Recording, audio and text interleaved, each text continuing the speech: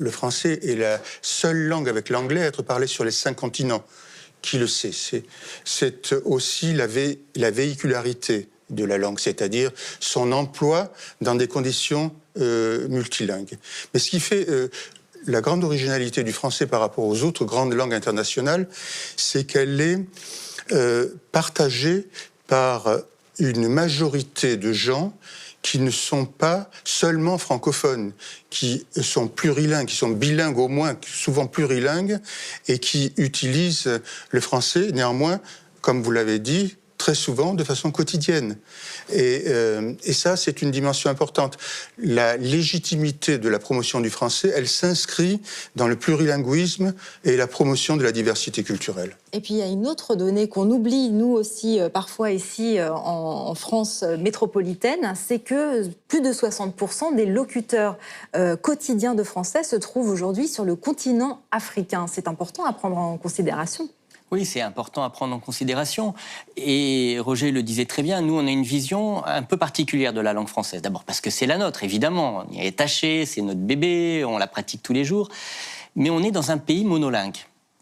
Et il se trouve que la plupart des États dans le monde où il y a des gens qui parlent français ne sont pas des États monolingues. Ce sont des États qui ont un plurilinguisme et au moins un bilinguisme.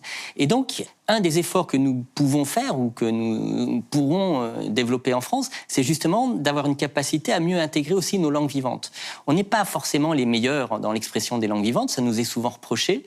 Et en fait, apprendre des langues vivantes étrangères nous permet aussi de comprendre comment les étrangers apprennent la langue française, non pas comme langue numéro 1, mais comme langue pivot, comme langue complémentaire ou comme langue usuelle. Donc c'est très important et l'Afrique, de ce point de vue-là, est très diverse dans son expression linguistique. Et est-ce que aussi, d'autre part, on ne devrait pas intégrer davantage de particularismes langagiers venant de ces régions ? Ah bah oui, nous on a même à l'Université Lyon 3, à l'Institut international pour la francophonie, un chercheur qui s'appelle Noé Gasparini, qui travaille sur un dictionnaire des francophones. Et donc, on parlera évidemment de dictionnaire dans quelques instants, mais un dictionnaire, c'est entre 60 et 100 000 mots à peu près. Le dictionnaire des francophones, c'est à peu près 400 000 entrées. Ça veut dire quoi? Ça veut dire que le français n'est pas parlé de la même façon partout. Bien sûr qu'il y a les Québécois sont très forts pour inventer des nouveaux mots, par exemple, ou des expressions. Nous, on regarde ça un petit peu avec le sourire, mais en réalité, c'est la meilleure réponse à l'idée qu'il faut défendre le français. Le défendre, ça veut dire le faire évoluer, intégrer des mots nouveaux, inventer des mots nouveaux. Et donc, pour ça, il faut évidemment s'inspirer et intégrer ce que font aussi les autres francophones, pas simplement les Français.